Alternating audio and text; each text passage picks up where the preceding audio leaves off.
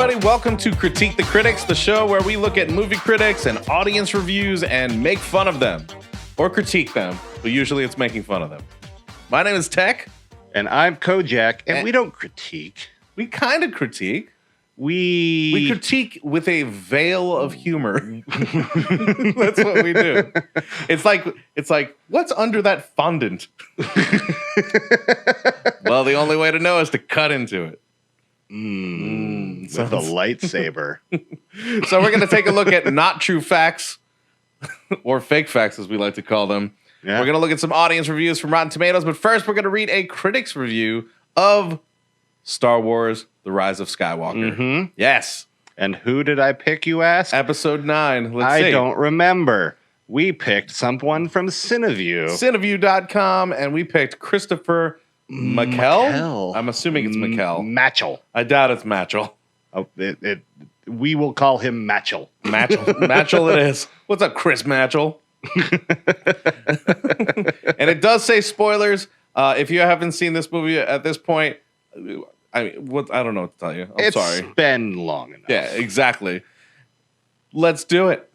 1 star. Is the bold know. part of it? It's no, that's a recap. It's just kind of the general recap of gotcha. it. Yeah. Okay. 1 star. Here we go. Oh, wait, no, it is part of it. We need it. Yeah. Oh, come on. Okay. All right. Well, there we go. All right. Daisy Ridley is continuing her Force training, now under the tutelage of Leia, a disturbingly reanimated Carrie Fisher. I was gonna keep doing a music bed under you, but that stopped. Disturbingly reanimated Carrie Fisher. Okay. Isn't anything disturbing if it's reanimated? I guess so. Also, reanimated is not the word you're supposed to use there. This isn't like a Frankenstein situation. They didn't, for lack of a better way of saying it, they didn't dig up Carrie Fisher and reanimate, just on string. Just it's alive. They didn't in sync the thing or whatever. Jesus. Or Five Nights at Freddy's it. Yeah, pick a different word. Meanwhile, we are told that Supreme Leader Kylo Ren is consumed with the quest to find the ultimate evil in the galaxy. 40 years and 9 episodes in the making. Can J.J. Abrams capper... I hate that. I hate this sentence. Can J.J. Abrams capper to this trilogy of trilogies finally deliver on the promise of the greatest saga in cinema? And no. Review over. Thanks everyone for listening or watching. Wait a minute, what? The answer, crushingly and definitively, is no, not even close. I mean, I'm already mad because there's no way this can live up to anything that you were expecting. No way at all. Right. Literally, you are first your girlfriend on New Year's. That's what you are. Oh no, the second sentence is going to be worse. Is it? Yeah, just read it. Because you know what I'm talking about. Yeah. It's like New Year's is going to be so amazing. No, you're just you, me, a bottle of champagne, the best kiss in the world, and then it ends with 11:30. I'm holding your hair. Read the second sentence so that we can all hear your soul die just a little bit. All right. The critical response to The Rise of Skywalker has thus far been lukewarm. There it is. There's his soul gone. Which is funny because lukewarm is the name of Luke Skywalker, basically in Hardware Wars. Yeah. The also, he capitalized Luke for those that can't see this. Yes, exactly. So it was that. Yes.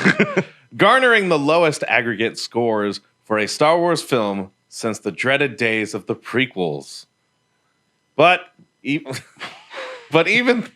though these so-so responses do not go far enough, frankly, Abrams' last entry, The Force Awakens, was... Wait, what? Oh, yeah, that's right, because he didn't direct the second one. Yeah. Okay, I was like, wait, what are you talking about? Did he not remember that there was a movie before this? Okay, now I understand what you're saying. I was like, okay, good. At least he got that right. At least he got that right. I was like, shh. I was like, dude, if that happened, I was like, we are not continuing. Oh, we would be. Abrams' last entry, The Force Awakens, was criticized for hewing too closely to the original trilogy, yet it was balanced with a vitality and freshness not seen in the franchise since, well, the original trilogy. On the other hand, The Rise of Skywalker's total lack of creative vision and bravery is simply breathtaking. That's a real negative way to use breathtaking. Man.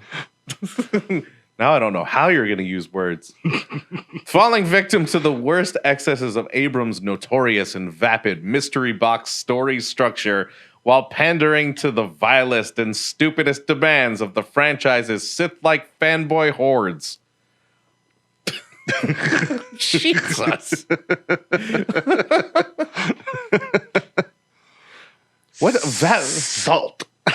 What is what so much? What I hate is when they like say a thing and then you have to interpret it. Like, what do you mean his notorious and vapid mystery box story structure? I think I understand what he means. And that's the problem. You think you understand. You should know because he should tell you. What does that mean? Right, yeah. What do you mean by that? What do you mean? What do you want? What do you want? Story spoilers may be sacrosanct in film criticism, but given that Abrams has singularly failed to furnish his film with a story, The Rise of Skywalker does not deserve the sanctuary of spoiler-free discussion as cover for its multitudinous sins. So your thing is... so when did he write this? When it came out. So he just immediately... he doesn't like it so much that he's just going to decide to spoil it for whoever's deciding. Well, he said that there's no story, so there's nothing to spoil. Oh. He basically said... Well. He said it's that...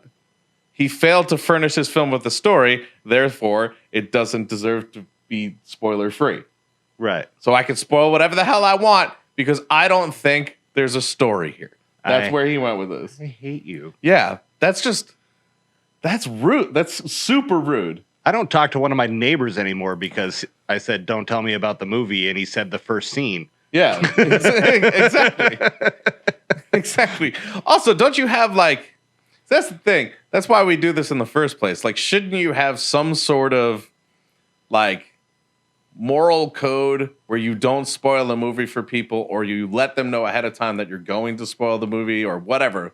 Like, shouldn't you have some, like, as a critic, I feel like you should never go, you know what, I'm just going to ruin it. Right. You know? Like, why, like... I don't understand why. And that's roughly where I left off on this review, by the way. Oh, okay. So now it's going to be new for both of us. I think so. All right. Let's see what happens. All right. Sitting at the top of the sorry pile is screenwriters Chris Terrio and Abrams' decision to reverse, ignore, and generally piss all over everything that made The Last Jedi so beautiful. So, wait. So are you a fan of the hated one? I didn't hate The Last Jedi. I like all three of them. I like all the ones that they put out. But you're referring to the most hated one of this trilogy as beautiful, and that this one ruined that one. So right now you're just like the opposite of pretty much everybody, which is really weird. Right. I don't know where you're going to go with this because at this point you've lost any reader because you're either going to ruin the movie for them or you think a movie that they hated, because most people hated that movie. I didn't, but most people did. Right. You liked and thought was beautiful? All right, here we go. Okay. Gone is Luke's ambivalence, replaced by a grinning Force ghost mouthing platitudes, similar to Yoda. Gone is any semblance, and every other Force ghost. Right. Like, that's how it works. Yeah. Gone is any semblance of conflict in Kylo Ren. He's evil for a bit, then turns good after a brief chat with the ghost of Han. That's what he took away from this? That's how that worked for you? No? Hey, let me sit down for a second. Let me tell you something. It's like, oh, I'm better now. Yeah, you should be good. I should be good. Yeah. I didn't even think about that, Han. I mean, Dad. His cameo itself, a crushing reminder of how good these films used to be. And yes, Gone 2 is The Last Jedi's rug-pulling revelation that Rey's parents were nobodies, replaced instead by a plot twist so indescribably stupid, so emotionally and aesthetically ugly that it could easily have been lifted from the comment section of an incel's YouTube video. What? Oh, I picked a good one. Oh my God. Look, I did like the fact that Rey's parents were nobodies at first, but I wasn't mad when they changed it. Well, because it made sense. It was never really no one knew. Well, what it was. No, but here's the thing. Yeah, it was implied that he knew and said they were nobodies, right? Because he said it. Kylo said it to her, right? Right. It was implied that he was like, I knew who they were nobodies, and she was like, fuck, right? But by the time you enter this movie now, right? Like you realize, and it's revealed that she actually has a parentage or whatever. You actually end up going, oh, fuck, man. Kylo was literally just lying to her because he wants her to join with him to be evil. Like that's the whole thing. Yeah. And you're like, oh, that completely makes sense for that character. And then you immediately go, I won't be mad about it, except for this guy, I guess. All right. I don't even know. I don't even know why you would get upset by something that would make sense for a character to do. It's not even right to call it fan service. That would imply some sense of joy or base satisfaction. The less said about Fisher's pointlessly monstrous resurrection using repurposed footage from her previous performances, the better.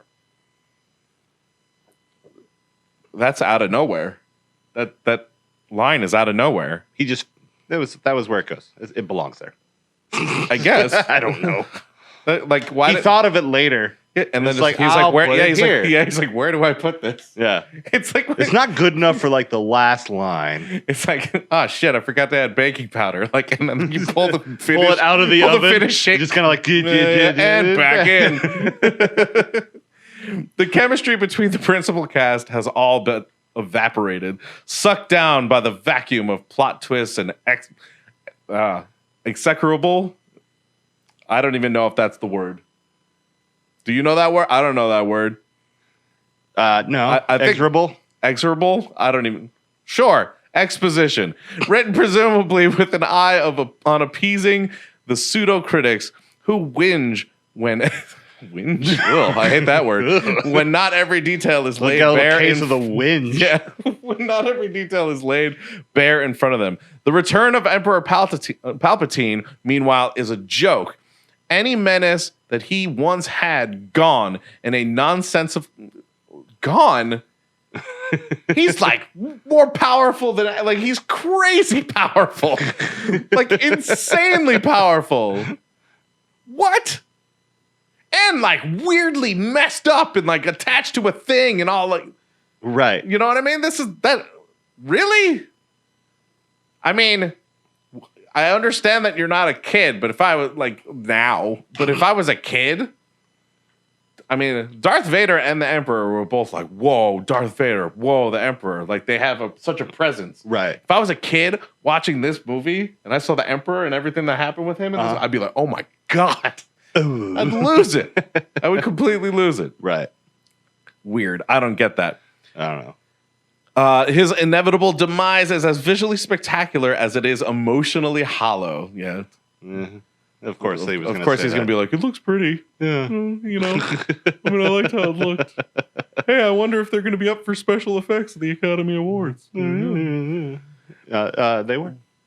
Oh, interesting. I don't know. It is shocking, truly shocking, how abjectly the Rise of Skywalker fails. Oh, I am shocked at the failure. Nothing more shocking. Of course, lots of people went and saw it and lots of people liked it, but I am shocked at the failure. Also, there's not a lot of spoilers in this so far. He really didn't spoil that much. Right. Now that you're mentioning it.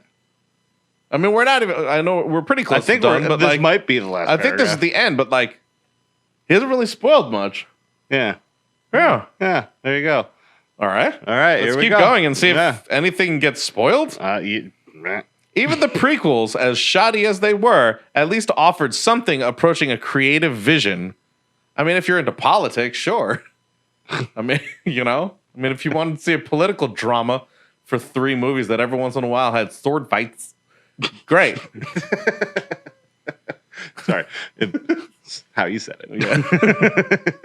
The Rise of Skywalker offers us nothing but toadying supplication to the worst aspects of fan culture. This guy owns Grammarly. Yeah, for sure. I think I have this theory actually that like when people write using words that the layman doesn't know, that they're just generally writing bullshit and they're hoping that no one catches them. Right. You can just watch them stacking apple boxes. Yeah. And they're just like, hey, if I say big words, they're not going to go look them up. Right. So it's going to sound like I know what I'm talking about. And it's going to sound like I'm really, really intelligent when I'm just spouting a bunch of bullshit that they're like, I don't really know that word, but I kind of like this movie. Yeah. It was good. There is no story to tell here, no characters to care about, no ideas to explore, which is really messed up because you're a fan of the original trilogy and Leia is in this at the very least care about her. At the very least. At the very you know, I mean, I feel like there are other characters to care about in this, but like at the very least, that you should have some emotions about that. The film is pure construct, a box built for its own sake, at long last opened with excruciating listlessness, revealing nothing but its own vapid emptiness. Another word that I like to hear from a critic. Vapid. Yeah. I would say my biggest question concerning this review is, if you read this review, would you know if you want to go see this?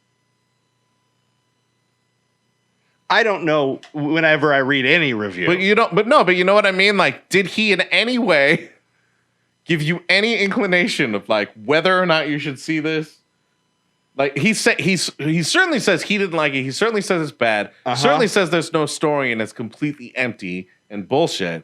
But like, he doesn't really give you anything. Like he just keeps saying it's bad. For the most part. Well, that how you said bad is how I picture him. He's like, actually it's bad. And then you get to hear him explain the intricacies of Warhammer, right? Or so it's like I don't know. I don't know what it's like. Okay, you didn't like it, right? But like if it were me writing a review, right? Which I don't want to do.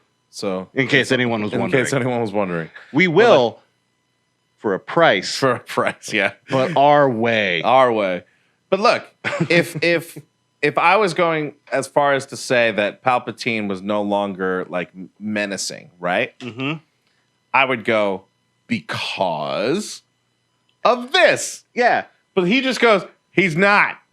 And then moves on. The very first part of the answer crushingly and definitively no. Not even close. Yeah. That's just how he's the arguer that just says no, no, that's not how it goes. That's just not right. That's not it's like without ever giving any just because it is. Yeah. You know. Imagine you were on a cooking competition show and someone like ate your food and just went, it's bad, and gave you. It wasn't like the crust could have been cooked a little bit more, kind of raw. There was no constructive criticism. There's no anything. Even if it's not constructive, or even spitting it out into a napkin, it's just like it's fine. Even Gordon Ramsay, who very often doesn't have constructive criticism, and it's just criticism, at least tells you what's wrong with the thing. He'll be like, "This is a fucking disaster, and here's why."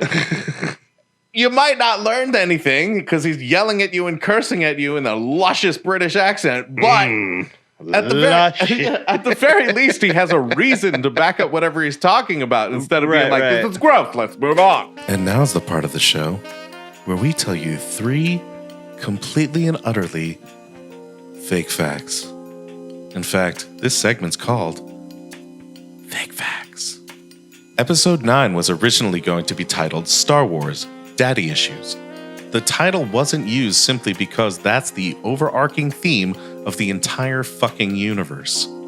There were several versions of BB-8 created, each one specially designed for specific shots. The same was done for General Leia. After the reaction to Kylo Ren's shirtless man body scene in The Last Jedi, J.J. Abrams decided to cut what he referred to as the bottomless saber battle scene. Just straight up Donald Duck in that shit. All right, let us take a look at audience reviews now. Things we found on Rotten Tomatoes. These are the best because they're not so eloquently written as the critics' reviews, which use big, big words like big, big boys. Yes. I'll read this one. All right. From Bruno. Hello, Bruno. Hi, Bruno. I hated Rey being Palpatine's relative. There are a lot of points that no match with episode 8. I think you're right on that. There are a lot of points that no match with episode 8. Characters are those on the podcast can't read the misspelling, so I'm just going to correct it. Yeah. Characters are introduced from nowhere and unnecessarily the lesbian kiss on the end. I mean, they kissed on the mouth, to be fair. They didn't kiss on the end. As far as writing, that is some of the worst writing I've ever seen. Thanks, Bruno. But also, like, just like, hey man, don't put none of your liberal lesbian nonsense in my Star Wars. It's like, sorry, I don't know. You got to give this one a voice, by the way. Oh, I do? Okay. Yeah. I don't know what voice, though. JJ, baby, stay in your lane. Maybe give Lost a reboot. That's funny.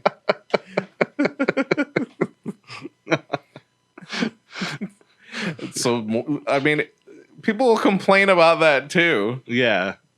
I mean, no matter what, people are going to complain. So, even if he rebooted Lost, right? Even though it would basically be the prequels. George Lucas rebooting his own thing. Right. It would just be that again. That's exactly what would happen. Yeah. People would be like, this sucks. Why'd you put Jar Jar Binks on the island? You know? Because we couldn't get a polar bear. Because we couldn't get a polar bear. Exactly. That's the only thing I know from Lost. This movie is beyond garbage, but very much in line with this blasphemy of a trilogy. All right. Well, it is blasphemy because that damn lesbian kiss.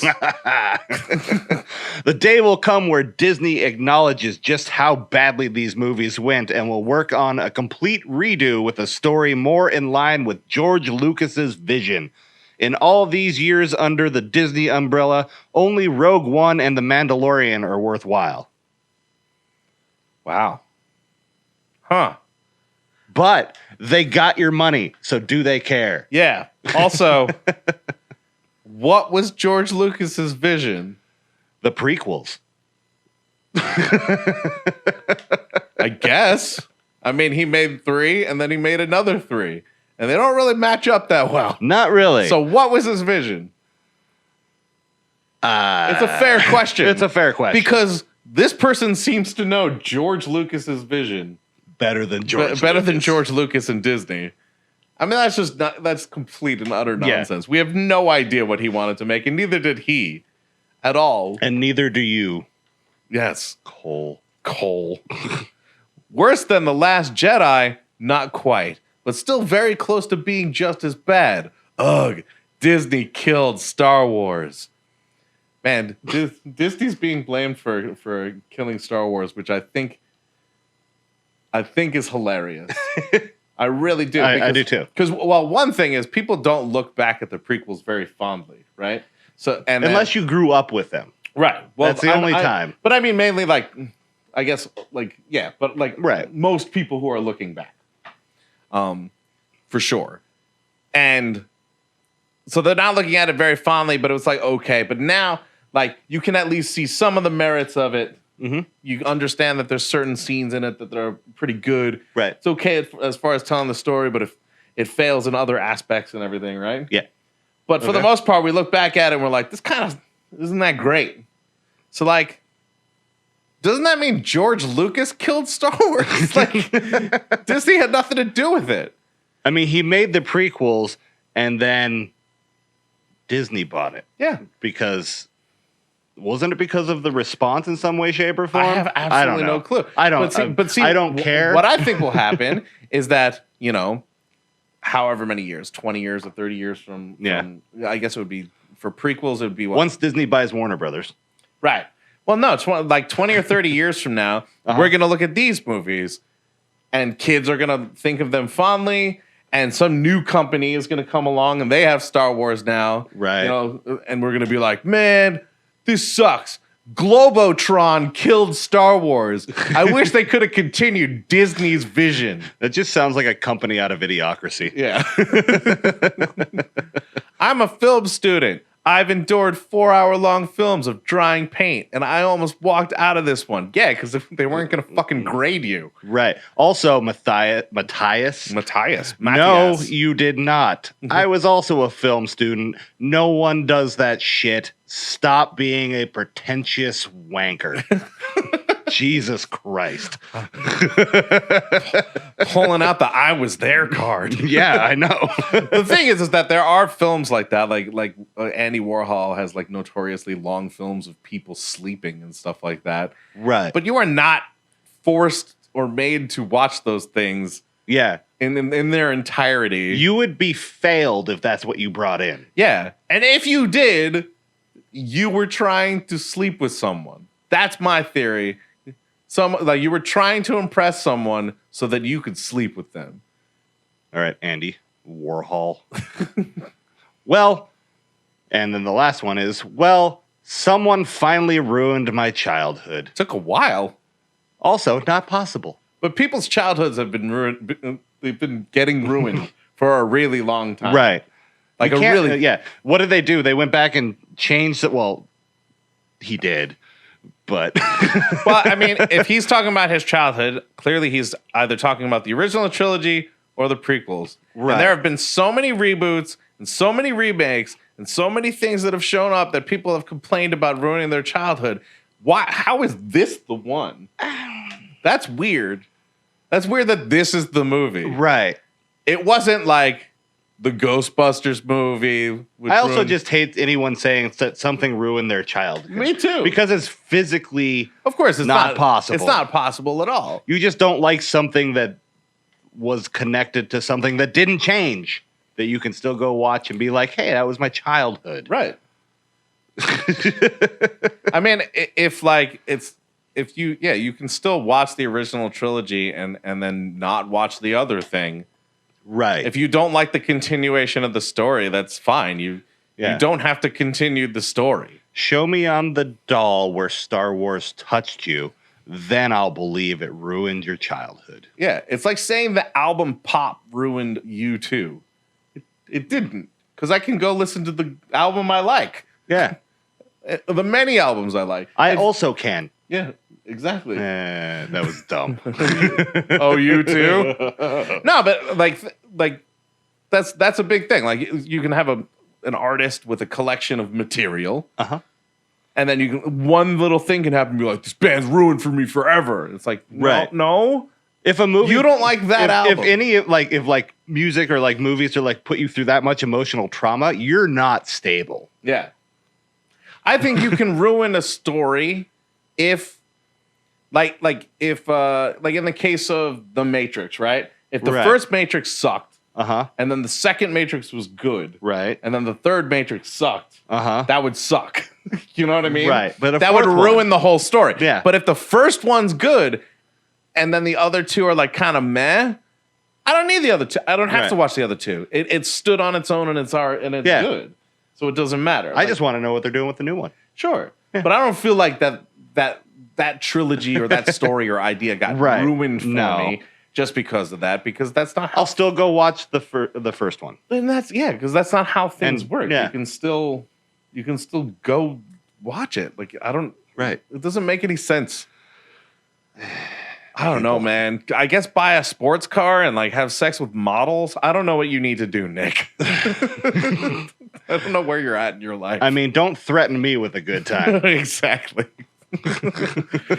Well, thank you guys so much for watching or listening, depending on where you are, because this is a podcast and a YouTube video. So you can find us twice a week, every Monday and Saturday, doing what we do best, critiquing critics and making fun of people who respond to movies. It's kind of sad that that's the thing we do best. Okay, maybe it's not the thing we do best, because I got to tell you, I am a patient lover. I don't know. Don't forget to comment and like, and most importantly, subscribe on whatever platform you are on. And let us know what movies you want to see us talk about or hear us talk about. And until we see you next time, geek out and game on. Bye.